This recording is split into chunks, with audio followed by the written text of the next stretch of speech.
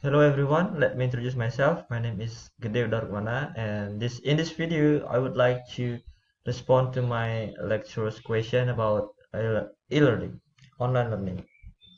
Alright, let's jump into the first question. So the first question is, what is online learning? Also explain synchronous and asynchronous. Well, in my opinion, online learning is a learning activity that happens through online platforms such as schoology, Moodle, or Google Classroom, or etc. And then, what is synchronous in online learning?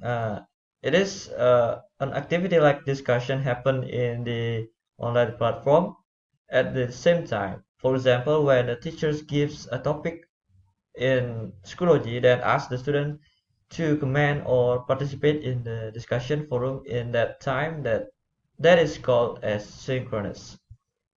And then what is asynchronous in online learning is that the opposite of synchronous. It is not happening in the same time, but it is happen in the different time. For example, when the teacher gives a topic in the platform, then ask students to do the discussion on the next day. It's called as asynchronous. Okay, let's jump into the second question. What are the basic features of an LMS? Please explain. All right. The first basic feature of LMS is syllabus. Syllabus is an overview of the course in outline form. It is an important component of online course. It provides structure for the course and outline course expectation. Second is calendar. This feature is used to arrange schedule of deadlines and course events. And the next is teacher announcements. Teachers update and reminders. The announcement feature is the place where the teacher communicates important updates to the class. Next is course email.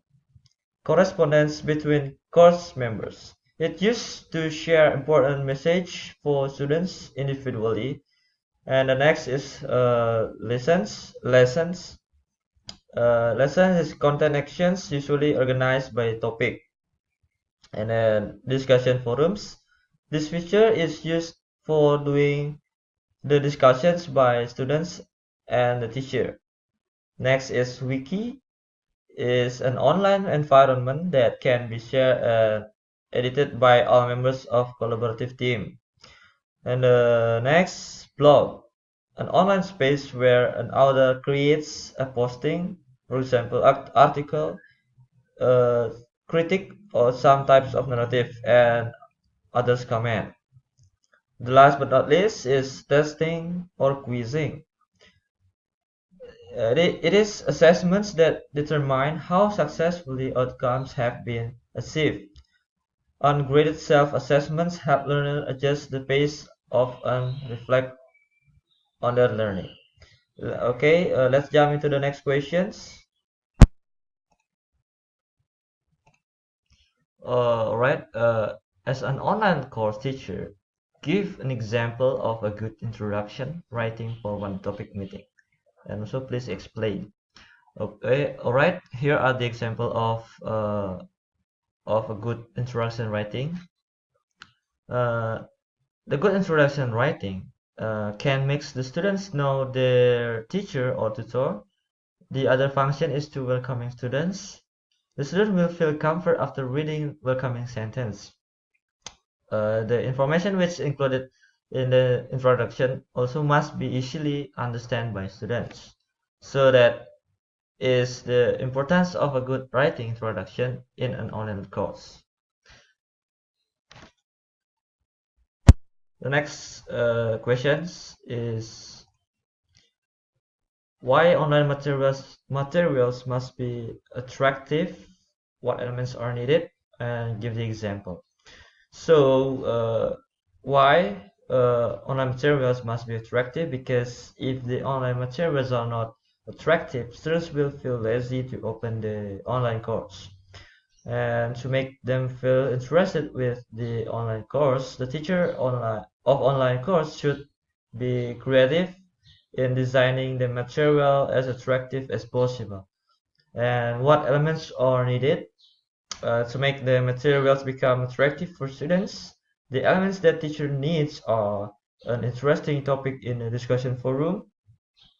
Complete resources also needed to help students when they get hard to understand the materials or the topic given.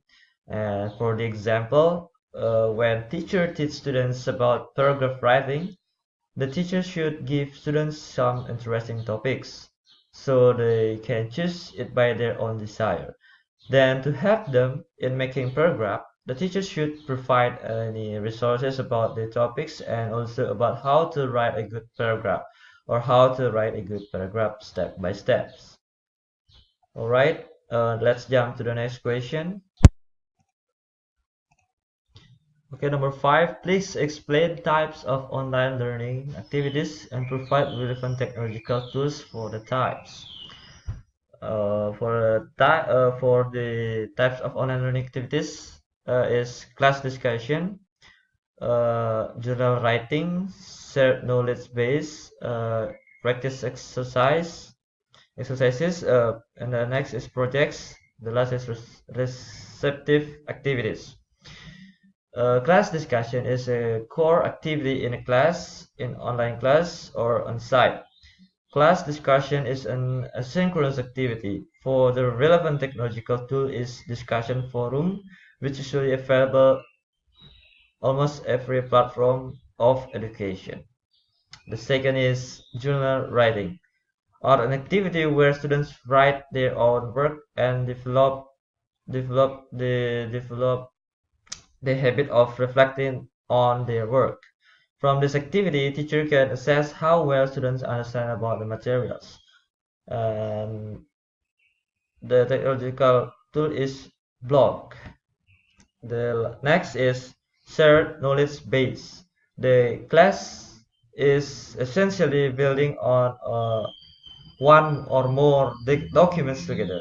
Those who get permission to work on the document can add or modify the content from the document. The tool which used in this type of activity is Wiki. Alright, the next is practice exercises. Is an activity given from the teacher which aim to measure students' comprehension of the materials. The technological tool is testing or quizzing. The next is projects. Students are given a project. The project can be doing by group or individually. The technological tools that use are wikis, blogs, or discussion forums. And the last, receptive activities can be done by teachers or students' presentation. The technological tools used in this activity are PDF, as podcasts, YouTubes, and etc. And the next question is, all right, number 6. Online discussion is one important element online learning. Sometimes it may not work well. How does the teacher optimize discussion? To optimize an online discussion in the online learning, teacher can provide good learning resources which will engage students in the discussion, such as interesting images, audio and video, text-based supplemental resource, or etc. Alright, next, the next question. Alright, for the next questions, please provide an example of learning resource that can be used to engage learner in online learning. The example of learning resource is audio and video. This is a good resource to engage students in online learning. With audio and video, students can add a personal feel. Also, they can feel real-world experience. They can get dynamic example and dimension to the learning model. So they are engaged in the online learning by the learning resource like audio and video. Okay, let's jump into the next questions. kindly give an example of effective assessment in English online teaching and learning. You can pick one or more, or the integration of more than one language skill. All right. The example of effective assessment in English online teaching and learning is by using Schoology. Teacher can give a text, so students will read the text. After reading the text, students are asked to give their opinion about a whole text that they read before by recording their voice. Students can put their voice recording in the discussion forum that teacher has been prepared before. So by doing that, teacher can assess students in their reading skill and their speaking skills. Next question is the number 9. What are the basic elements to consider when building an online course? Please explain. The first is learning outcomes. It is the core of a process that creates courses and programs. The second is the online syllabus. Online syllabus include course title, course name, course description, course objectives, evaluation plan, grading, required readings, recommended readings, and course outline. The next is the course outline. A calendar and a to-do list and a presence is sequence activity or events and course deliverables is the course outline. The last from course outline to lessons. The last thing is the steps which used by a teacher to teach the students. Alright, the next question is number 10. Alright, here are the question number 10. Please give an example of one online lesson in your class for one meeting.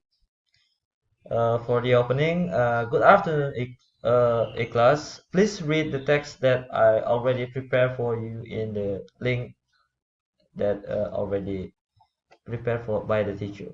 And then after read the following text, please kindly answer the 3 questions below. Here are the example of the questions. And the next is you can also comment on your friend's work. Your participation is counted.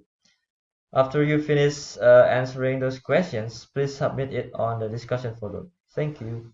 So this is the example of one online lesson in class for 1 minute. Okay. Thank you for watching this video. I hope you like the video and goodbye.